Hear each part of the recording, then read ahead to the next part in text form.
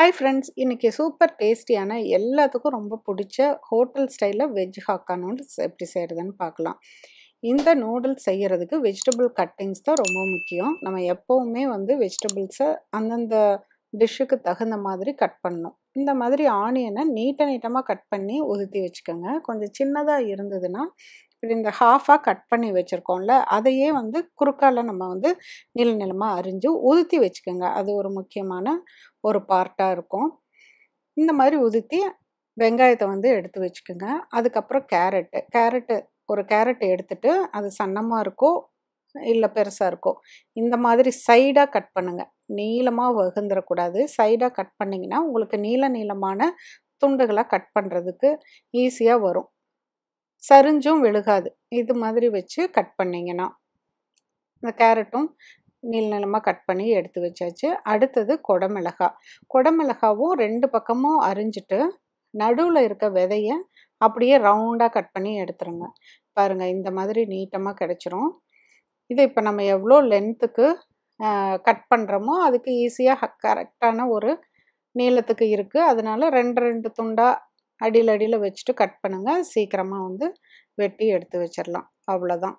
குடமிளகாவும் முட்டைக்கோஸ் நம்மளுக்கு ரொம்ப ஈஸியானதான். அதையும் நீளமாக இந்த சைஸுக்கே அரிஞ்சு எடுத்து வச்சுக்கோங்க. இது வெங்காயத்தாள், ஸ்ப்ரிங் ஆனியன். இந்த அடியில் இருக்க அந்த பல்பை மட்டும் தனியாக எடுத்து வச்சுக்கோங்க. இதையும் நீட்டமாக 2 இன்ச் அளவுக்கு கட் பண்ணி எடுத்து வச்சுக்கோங்க.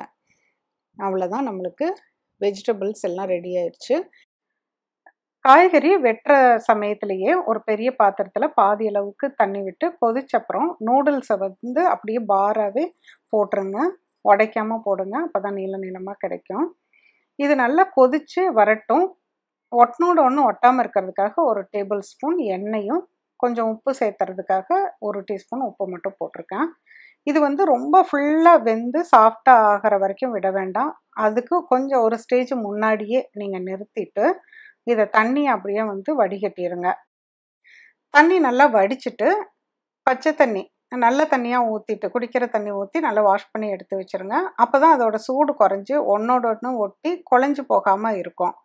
அதுக்கப்புறம் இதை எடுத்து வச்சுட்டு நம்ம ஒரு பெரிய பேனில் எண்ணெய் சுற்றியும் படுற மாதிரி அந்த எண்ணெயை ஊற்றிக்கோங்க. இது கூட 1 டேபிள் ஸ்பூன் அளவுக்கு பூண்டு, நல்லா நறுக்கின பூண்டு, அதையும் போட்டு வதக்கி விடுங்க. இது கொஞ்சம் லோ ஃப்ளேம் இல்லாட்டி மீடியம் ஃப்ளேம்லேயே வச்சுட்டு செய்யுங்க. இல்லாட்டி ரொம்ப கரிஞ்சு போன மாதிரி ஆயிரும். நல்ல வாசம் வரப்போ நம்ம அரிஞ்சு வச்சுருக்க வெங்காயத்தை இதில் சேர்த்திக்கலாம். அந்த மிச்சம் இருந்த வெங்காயத்தாலையும் நீங்கள் சேர்த்திக்கோங்க. இப்போ இந்த வெங்காயமும் ரொம்ப வதங்கக்கூடாது. இப்படி நம்ம உதிரியாக உதுத்த சொன்னது இதுக்காக தான். லேசாக பெரட்டின மாதிரி விட்டு அந்த கலர் சேஞ்ச் ஆனோடனேயே அந்த வெங்காயத்தாளோட கீழ்ப்பகுதியும் கட் பண்ணி வச்சுருக்கோம்ல, அதையும் இதோட சேர்த்திக்கோங்க. அதுக்கப்புறமேல எல்லா காய்கறியும் ஒரு தட்டில் வச்சுருக்கோம். அதை அப்படியே ஒன்றாவே சேர்த்து கொட்டிடுங்க. இது 3 காய்கறியுமே ஒரே டைமில் வேகிற மாதிரி காய்கறி தான், அதனால் ஒன்றா போட்டிருக்கேன். கொஞ்சமாக உப்பு போடுங்க. அதுக்கப்புறம் கருப்பு மிளகுத்தூள் கொஞ்சமாக போட்டுட்டு வதக்கி விடுங்க. கொஞ்சம் கிறிஸ்பாக தான் இருக்கணும் காய், ரொம்ப வெந்து மசிகிற அளவுக்கெல்லாம் வேகக்கூடாது. இப்போ நம்ம எடுத்து வச்சுருக்க நூடுல்ஸை போட்டுட்டு soya sauce, light soya sauce நான் யூஸ் பண்ணியிருக்கேன். அதனால் 1.5 டேபிள் ஸ்பூன் சோயா சாஸ் ஊற்றிருக்கேன். அதுக்கப்புறம் ஒயிட் பெப்பர் பவுடர் அதுவும் மேலால் தூவி விட்டுட்டு இப்போ கலந்துக்கோங்க. சோயா சாஸ்லேயே கொஞ்சம் உப்பு இருக்கும். அதனால நம்ம உப்பு காய்கறியோட உப்பு சேர்த்துறப்ப கொஞ்சம் கம்மியாக சேர்த்தணும்.